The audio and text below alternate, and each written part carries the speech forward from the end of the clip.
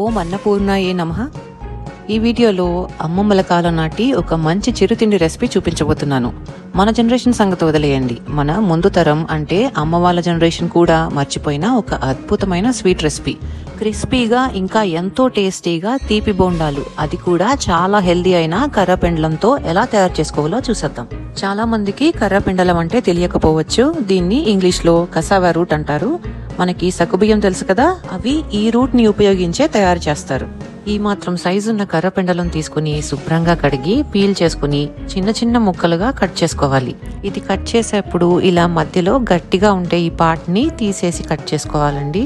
ఇలా చక్రాల్లా కట్ చేసేప్పుడు కూడా మధ్యలో గట్టిగా ఉండటం వల్ల సులువుగా కట్ అవ్వదు, అందుకనే అంతవరకు తీసేసి కట్ చేసుకోవాలి. అలాగే ఈ కట్ చేసుకున్న ముక్కలు నల్లబడకుండా వెంటనే వీటిని నీళ్ళల్లో వేసుకోవాలి. ఈ కర్రపెండలంతో జనరల్ గా అట్లు వేయడం, వేపుళ్ళు, పులుసు కూర లాంటివి చేస్తుంటారు. కానీ ఎప్పుడైనా ఈసారి పిల్లలు స్కూల్ నుండి వచ్చేసరికి ఈ స్వీట్ రెసిపీ చేసి పెట్టి చూడండి, ఎంతో ఇష్టంగా తినేస్తారు. ఇలా కట్ చేసుకున్న ముక్కలు ఒక కప్పు నిండుగా తీసుకుని నీళ్ళు అనేది వాడకుండా మిక్సీ చేసుకోవాలి. ఇది కొబ్బరిలాగా ఇలా బరకగా అనిపిస్తుంది. ఇప్పుడు ఇందులో మనము రైస్ యాడ్ చేసుకోవాలి. ఒక కప్పు రైస్ శుభ్రంగా కడిగి 4 నుండి 6 గంటలు నానబెట్టుకుని ఆ వాటర్ అంతా తీసేసి ఇందాక కర్రపెండలం మిక్సీ చేసి పెట్టుకున్నాం కదా, అందులో ఈ నానబెట్టుకున్న రైస్ యాడ్ చేసుకుని అలాగే 1/4 కప్పు బెల్లం కూడా యాడ్ చేసుకోవాలి. తీపి ఎక్కువగా కావాలనుకునేవారు 1 కప్పు బెల్లం కూడా తీసుకోవచ్చండి. అలాగే ఇందులో 7 యాలకులు కూడా వేస్తున్నాను. ఇందులో వాటర్ అస్సలు యాడ్ చేయకుండా దోసపిండి కన్సిస్టెన్సీలో మెత్తగా పేస్ట్ లా గ్రైండ్ చేసుకోవాలి. వెరైటీగా ఈసారి గెట్ టుగెదర్స్, కిట్టి పార్టీస్ కి ఈ స్నాక్ ట్రై చేసి చూడండి. అందరూ వీటి టేస్ట్ డెఫినెట్ గా ఎంజాయ్ చేస్తారు. అసలు ఏం యూజ్ చేశారో ఎవరు కనిపెట్టలేరు. ఇందులో చిటికెడు ఉప్పు కూడా వేసుకొని కలుపుకోవాలండి. ఇందాక యాడ్ చేయటం మర్చిపోయాను నేను. ఇప్పుడు ఈ పిండిని చిన్న చిన్న పునుగుల్లా బోండాల్లాగా ఆయిల్లో వేసుకొని మీడియం హీట్ లో ఫ్రై చేసుకోవాలి.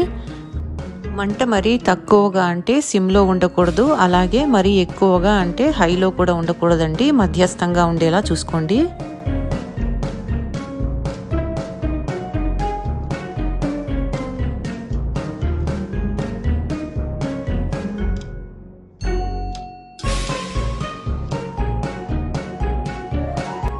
అమ్మో, డీప్ ఫ్రై ఐటమ్ కదా అని ఆయిల్ గురించి అసలు భయపడాల్సిన అవసరం లేదండి. ఈ తీపి బోండాలు ఆయిల్ అసలు తీసుకోవు. చూసారు కదా, ఇలా మంచి డార్క్ కలర్లోకి రాగానే వీటిని ప్లేట్లోకి తీసేసుకోవాలి. టిష్యూ లేదా పేపర్ టవల్లోకి తీసి చూడండి, ఆయిల్ అస్సలు పీల్చలేదని మీకే తెలుస్తుంది. సేమ్ ఇదే ప్రాసెస్తో మిగిలిన పిండంతా కూడా చిన్న చిన్న బోండాల్లాగా ఆయిల్లో వేసుకొని ఫ్రై చేసుకోవాలి. అంతేనండి, ఎంతో ఆరోగ్యకరమైన మరియు అద్భుతమైన రుచిగల మన పూర్వీకుల నాటి చిరుతిండి కర్రపెండలం తీపి బోండాలు రెడీ అయిపోయాయి. కర్రపెండలం దుంప సంవత్సరం పొడవునా లభిస్తుంది, పైగా చాలా చౌకగా దొరుకుతుంది. కానీ వీటి ఆరోగ్య ప్రయోజనాలు మాత్రం చాలా ఎక్కువ అండి. ఇది న్యాచురల్ గానే గ్లూటెన్ ఫ్రీ. ఇందులో vitamin C, iron, potassium, magnesium ఇంకా కాపర్ సమృద్ధిగా ఉంటాయి. ఇది రెగ్యులర్ గా తీసుకోవటం వల్ల వెయిట్ లాస్ కి చాలా హెల్ప్ అవుతుంది. కొలెస్ట్రాల్, బీపీ ఇంకా మైగ్రేన్, తలనొప్పి లాంటివి తగ్గిస్తుంది. బయటికి ఎంత క్రిస్పీగా ఉన్నాయో చూసారా, లోపల ఎలా ఉందో చూపిస్తాను చూడండి. చక్కగా గుల్లగా వచ్చాయి కదా, చాలా టేస్టీగా ఉంటాయి. గ్యారంటీడ్ రెసిపీ అండి, తప్పకుండా ట్రై చేయండి. అలాగే ఈ రెసిపీ మీకు ఎలా అనిపించిందో కమెంట్ చేయండి.